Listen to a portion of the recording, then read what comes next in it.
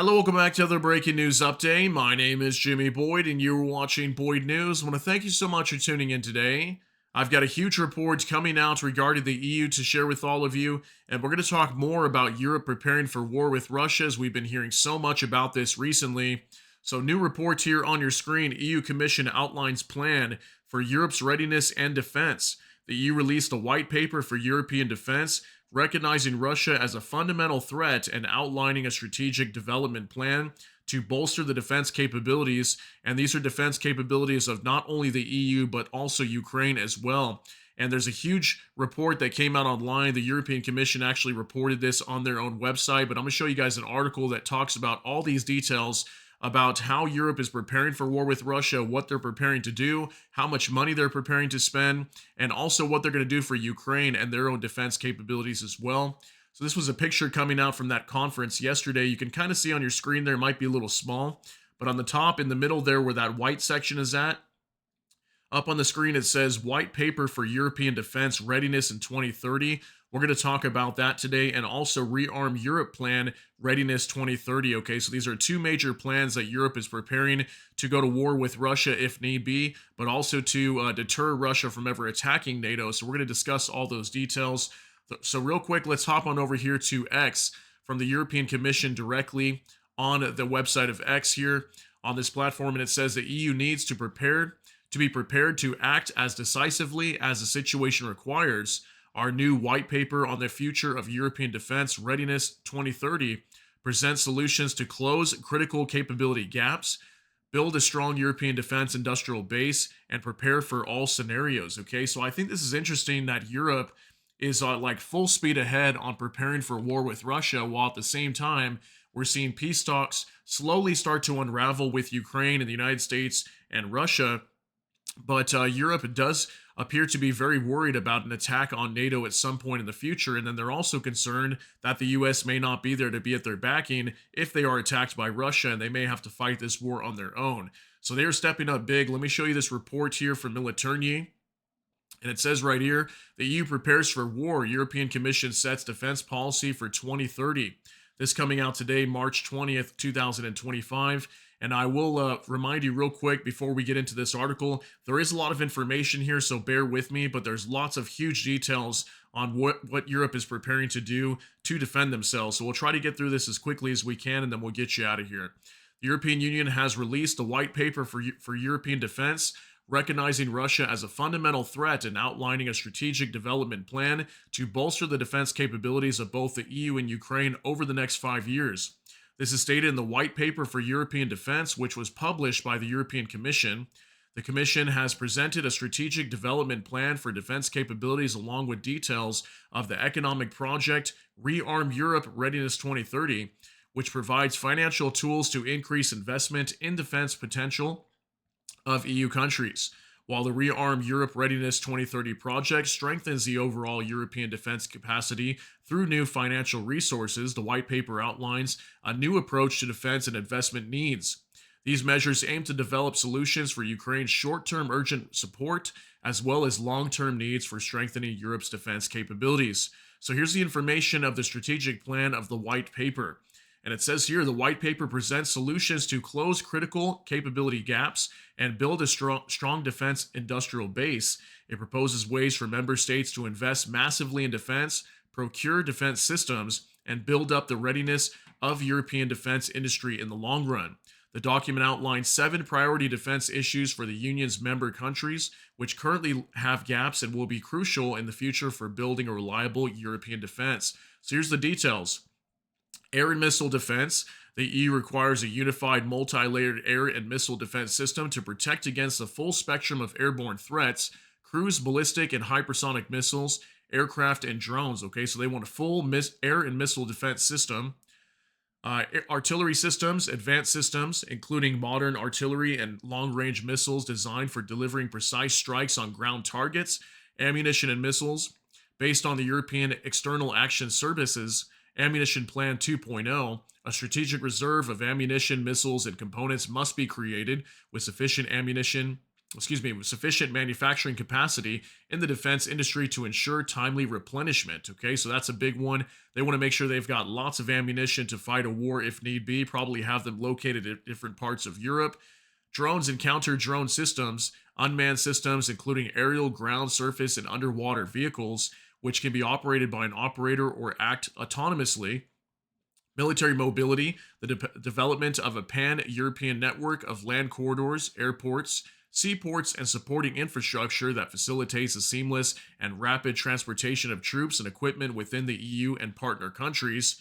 Artificial intelligence, cybersecurity, and electronic warfare, enhancing security in the software environment, utilizing systems with artificial intelligence and quantum computing, strategic systems and protection of critical infrastructure, developing strategic airlift capabilities and refueling aircraft, intelligence and surveillance, maritime domain awareness, space operations, secure communications means, and fuel infrastructure. I mean, that's a lot of different areas that they're focused on here to try to prepare for war with Russia. We can see that the EU is very serious and focusing on all aspects of fighting a war with Russia and also at the same time creating a means of defense for themselves in Europe.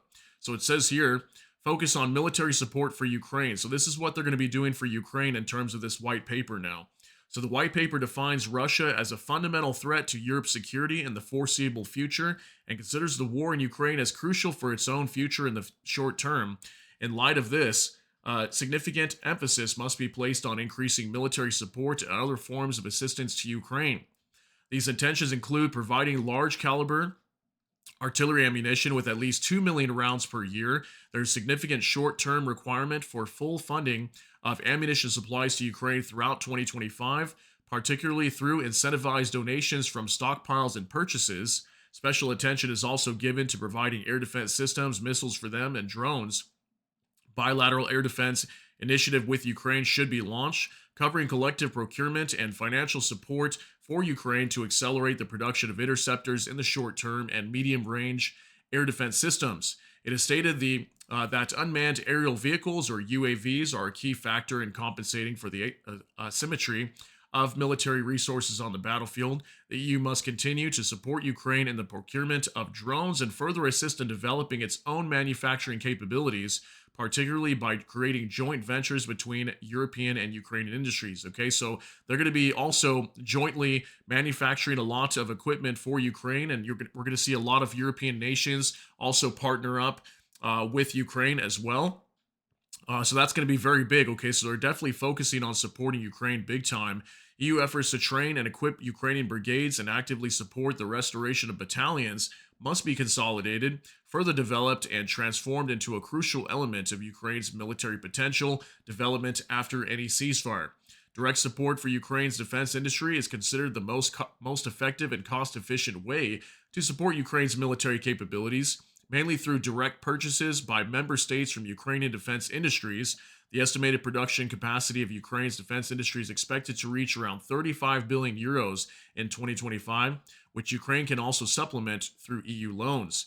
Additionally, the new instrument, Security Action for Europe, or SAFE, will provide Ukraine's defense industry the opportunity to participate in joint European procurements on equal terms with the EU industry. Okay, so lots of support going to be going to Ukraine over the next 5 years. Even if we get a ceasefire and a complete end to this war, we're still going to see Europe arming Ukraine and giving them all the necessary equipment and also building up their industries to continue improving their military inside of Ukraine. Now it says here, Rearm Europe Readiness 2030. As European Commission President Ursula von der Leyen announced, the Rearm Europe Readiness 2030 plan includes investments of over 800 billion euros. The Commission will raise up to 150 billion euros in capital markets to help EU member states quickly and significantly increase investments in Europe's defense capabilities.